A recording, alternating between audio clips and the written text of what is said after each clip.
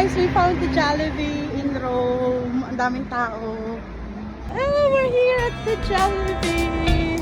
So ito na guys, ang pinakahihintay namin ang Jollibee treat namin. So sa mga followers, sa mga viewers namin, syempre kapag may ganitong video, mamimigay tayo ng Jollibee. Alam nyo naman yan. So all you have to do ay mag-comment lang ng mga family picture ninyo at bakit ninyo deserve na manalo ng Jollibee. So ganito, papakita ko sa inyo kung paano umorder dito sa Jollibee sa Roma. So hindi na kayo pipila sa counter, dito kayo pipila sa online or dito sa screen para mag-order.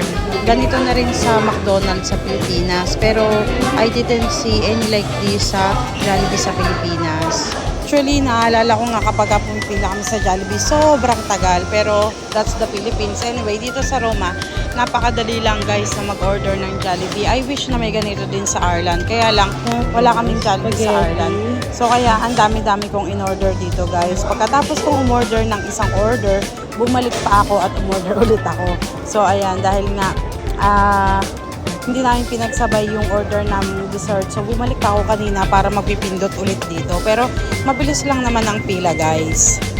So, ayan, guys. Sobrang happy kami na nakapunta kami dito sa Jollibee. Kahapon pa namin gustong makapunta dito. Pero, dahil nga sobrang init at pinospone namin, kaya ngayon kami nagpunta. And sobrang nag-enjoy naman kami dito sa Jollibee. In fairness, ang sarap ng spaghetti nila at lahat masarap actually. Kasi nakatry na kami ng ganito sa Liverpool. And yung Jollibee sa Liverpool sa UK ay hindi masarap. Ay nako, just for my experience ha. Ewan ko kung nasarapan kayo doon. Pero eto, tinatry namin yung mga country na may mga Jollibee. And isa dito, ito nga sa Rome. Natry ko na rin ang Jollibee sa Milan. Masarap din naman. At yung Jollibee sa Liverpool lang talaga hindi ko nagustuhan. So ito na guys, ito na ang Jollibee. Ayan, so konting record lang kasi nga nagmamadaling kumain tong mga bata. At gusto ko ma-experience ni James yung Jollibee kahit na hindi pa nakakauwi ng Pilipinas si James. So kaya talagang tinatry ko na ipatikim sa kanya yung lasa ng Jollibee. And thank God naman at nagustuhan niya ang lasa ng chicken at saka ng chips. Yung burger nila guys, it's a so-so burger. Kumbaga, hindi siya ganun kasi lasa ng Jollibee sa Pilipinas. Pero okay na din, masarap din naman.